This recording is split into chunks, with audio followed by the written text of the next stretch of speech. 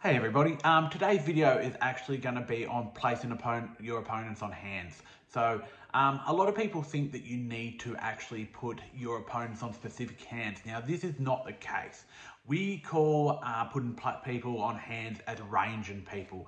So if you haven't heard of that before, basically it means that you're going to have say 5 or 6 sets of hands that you think that the opponent could possibly have, and you're going to eliminate them as the bet and as the C bet as a check-in evolves. So the biggest thing that you need to know is that how I like to do it is I like to have certain hands for certain ranges. So for example, if I think somebody's bluffing, what could those hands be that they would be bluffing with there? What if I think that they're medium, or middle strength, what hands could they possibly have? And if I think they're strong, what hands they could have as well. So for example, if a person has raised you pre-flop and you're the only one that's called and the flop comes out 10-7-4 unsuited, what do they have? What could they possibly have? Now they put in a C bet now, so now you've got to start ranging that hand. So you've got to start going, well, I know this opponent is very strong rock. Now if they're a strong rock,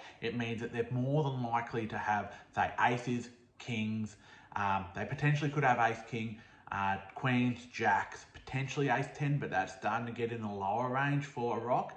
So that's how you start ranging people. Now, obviously they could have pocket 4s and pocket 7s there as well, but generally a rock won't raise pre with 7s or 4s, so you can nearly take them out. Now, it gets a lot harder when you've got an opponent that isn't a rock or isn't a really loose aggressive player, that's a very rounded player, very well-versed player and a very good player.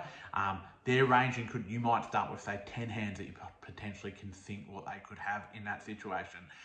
And then you need to range it back from there. So one of the biggest things that we have to do when we're ranging people is know the difference between cash and tournaments. So in cash, you can actually be a little bit more looser with your range, and you can actually sort of put people on a little bit of a bigger range of hands, because people will play cash very aggressively and in a different situation.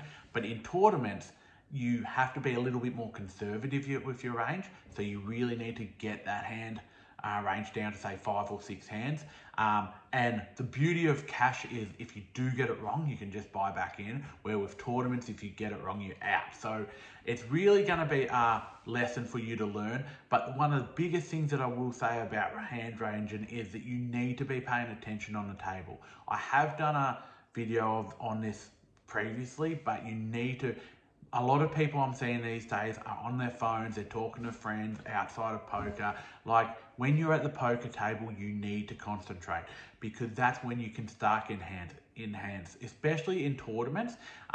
When people start calling these, when they're putting bets in, you need to have these ranges in your head so that when you flip it over, you know if you're correctly identifying that range, so that when you come up against that opponent, you're going to be more confident in your read and in your range read as well, where if you haven't been watching the table, you're not going to know exactly what's going on. So with ranging, you really need to pay attention.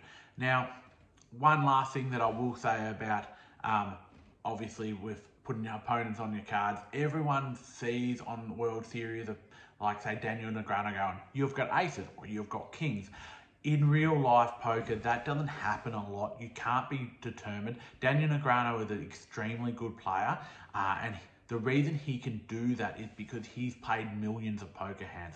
For anybody that's starting off, even if you've been doing this 10, 15 years, you're still going to not be that confident to actually put someone on a specific hand. So sometimes it's not great to get this into your head and go, yep, they've definitely got kings. Give yourself 3 or 4 hands and then work it out that way.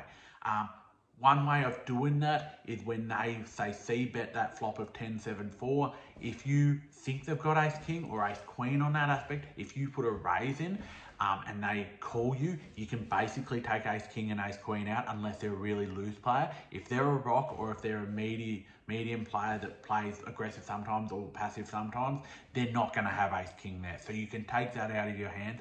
They're generally going to have the aces, kings, queens, jacks, maybe pocket 7s, maybe pocket 4s, pocket 10s potentially, but they're going to have that range. They're not going to have ace, king. Now, if they do have aces, they might re-raise you, so you might even be able to take aces out of that situation.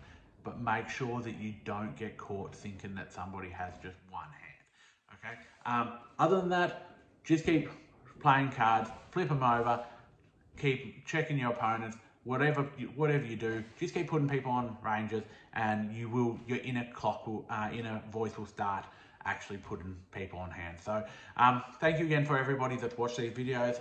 Obviously, we're doing a lot more of them. If you haven't subscribed to the channel, I'd love you to subscribe. If anyone wants to comment about how they put opponents on hands, that would be fantastic. I love hearing from you guys. And yeah, I can't wait to see you again next video.